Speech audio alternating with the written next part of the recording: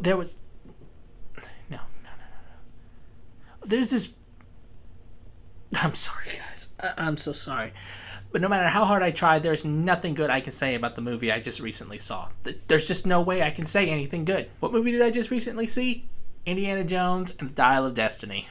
And let me just say, this is another one of those movies that I say should have never been made. The only time I was getting any enjoyment out of this movie was like in the first 20 minutes when we were getting that nostalgic feeling of, seeing a young Indiana Jones seeing the villain he's going up against in this movie. I mean, that would have been good to see, 15 years ago when they made Kingdom of Crystal Skull, which is another Indiana Jones movie that should have never been made. I mean, come on.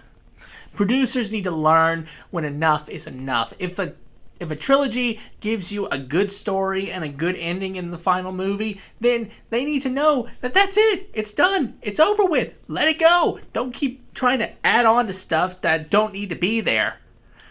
I mean, this is their thought process, it seems like to me. Okay, guys. You know what? We just ruined Star Wars. Now, let's ruin another iconic character. I can't think of one right now. How about Indiana Jones? We'll ruin that one next. It seems that's become Disney's job now. To own things just to ruin those things. And I don't know why.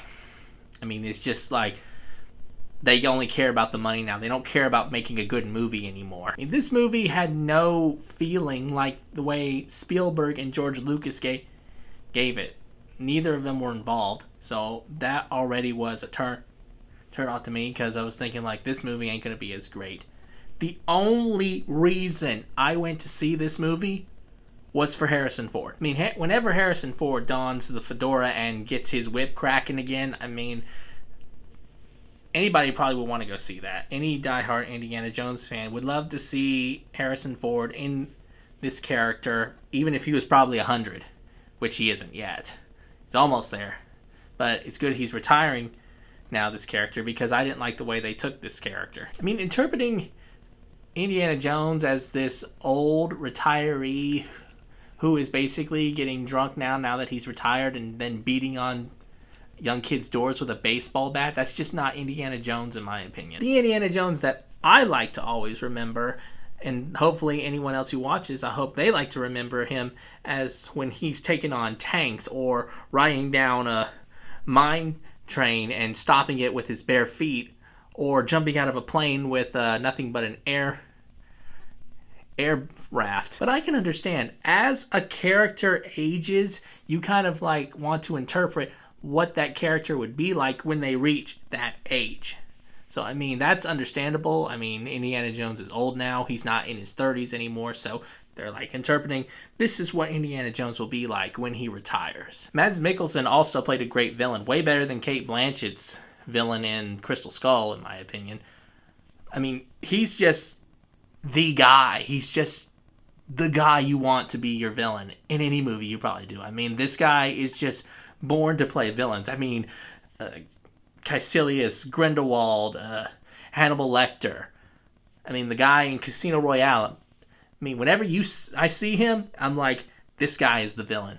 He is the villain, straight up. He doesn't have to say anything for me to know he's the villain. Another thing I like to add on, of course, is that they had, of course, John Williams in there. This is like the only other good thing in this movie that I saw, because, I mean, John Williams is the god of musical score. I mean, you can look up 10, 15 other movies of his that he's done over his amazing career, and all of them are considered probably classics now. I mean, him, Hans Zimmer, Danny Elfman, all great score masters.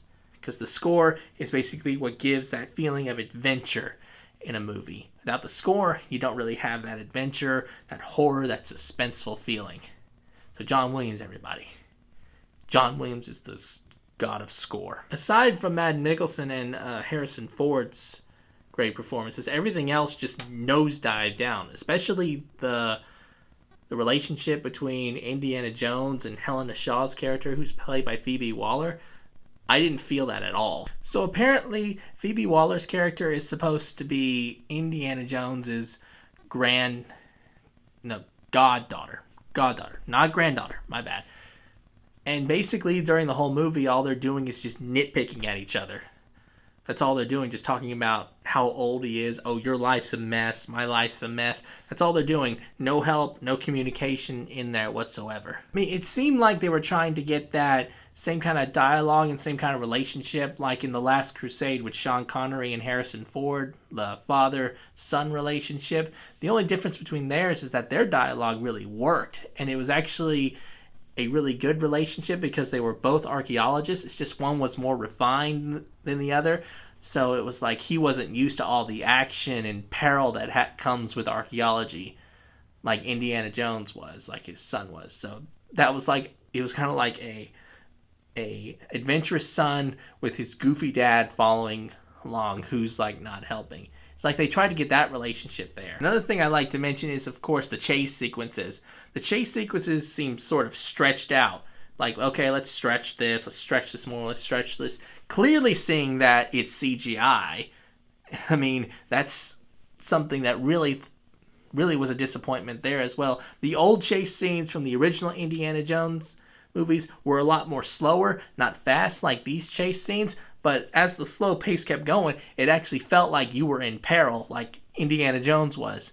You didn't get that feeling here in these chase scenes. They were stretched out, clearly using CGI, just uninteresting. The point is that I'm trying to make here, I've only probably said a few good things about this movie, way less than I've said about any of my other movie reviews, because like I said in the beginning, this is a movie that should never have been made.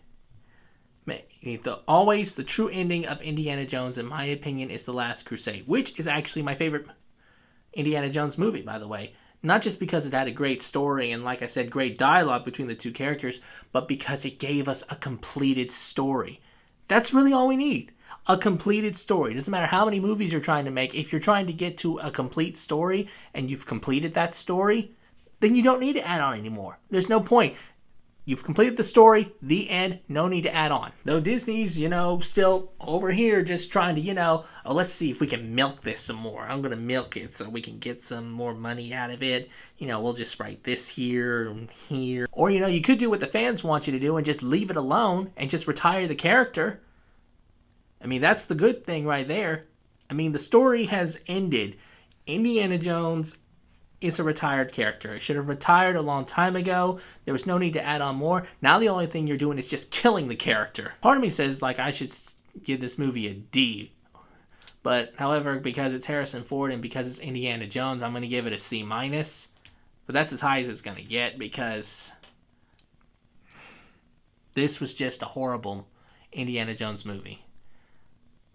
And now I don't know, a lot of people will probably agree with me on that, but it was just a movie that should never have been made. Okay, well that just about wraps up this review. If you guys have seen this horrible movie known as Indiana Jones and the Dial of Destiny, please comment down here below and let me know what you guys thought of the movie. Also, if you like my other videos, don't forget to like and subscribe. This is John Berg, your average movie lover, signing off.